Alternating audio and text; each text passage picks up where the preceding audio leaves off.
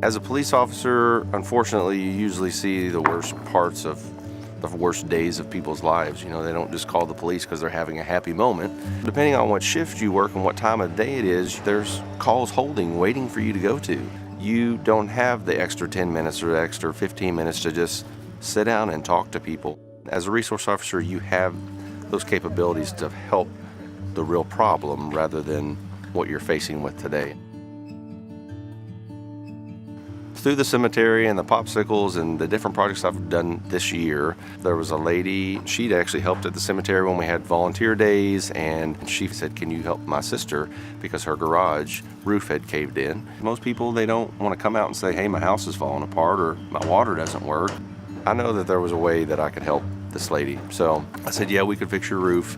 And from there, it probably took about 2 months. We started raising money, and I mean, doing her project has led me to Mr. Sykes.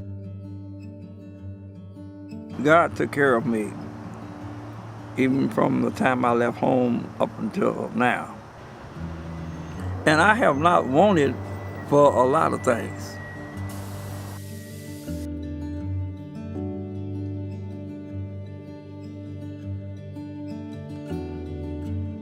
All in all, I've had a pretty good life. All except for when after my wife died, it seemed like I sort of like, I just gave up.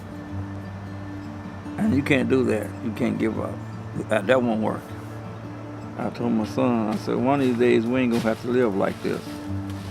And I didn't even know what I meant by it. I didn't even have no idea what I meant by it.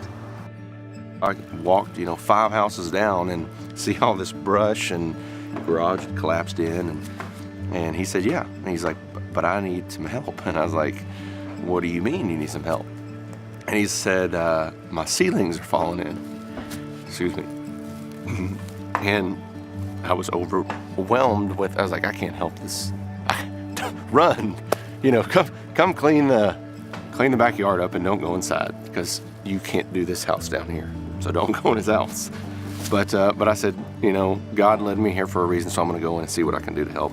So I said, can I look around the rest of the house? And he said, yeah. And I opened the bathroom door and it was all black, and I asked him about his water, and he's like, it hasn't been running because we have a leak, and it was just overwhelming. Like, no one deserves to live like that.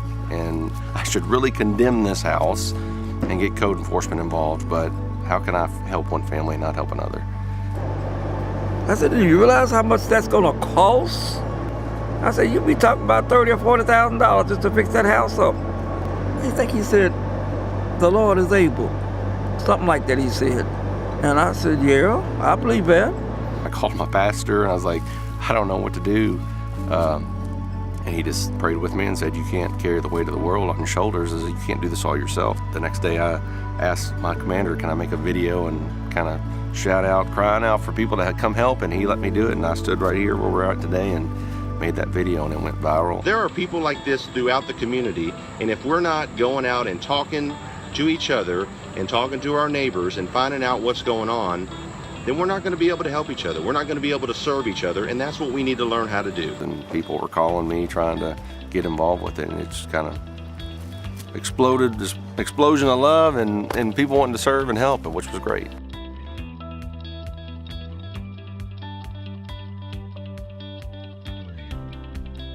And I imagine Ryan sort of thinking, like when he first started off, am I gonna have the money to finish this up? And I said, Ryan, I sure hope you do, buddy.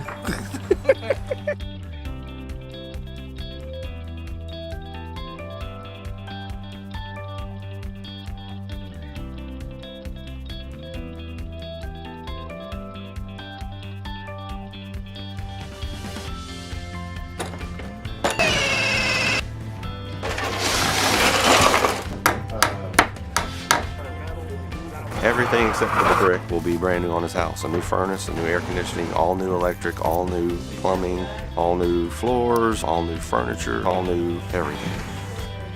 What Ryan's done is absolutely amazing, because people in my business, it's impossible to get us to come together like this.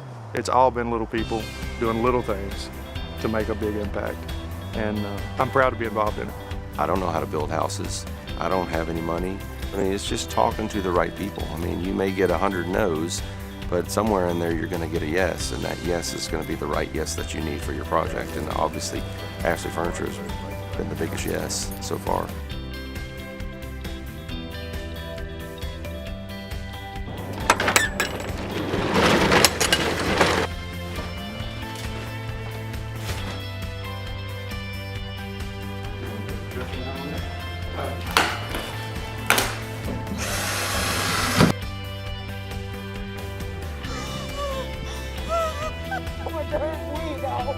We should all serve each other, find ways to help each other, because at some point we are going to be the ones that need help.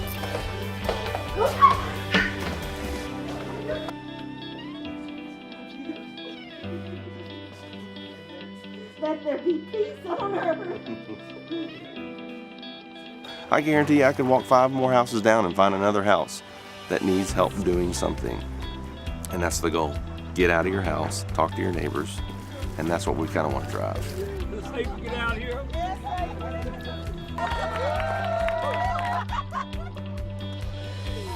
This I have. Did I come in the wrong door?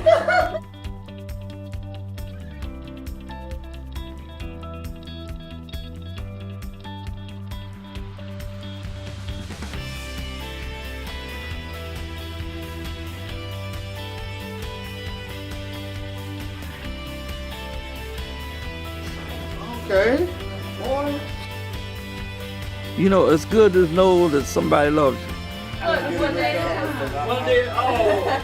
It's good, you know, that somebody's willing to do something for you, or somebody will take the chance to do something for you. But they don't know how good this makes you feel.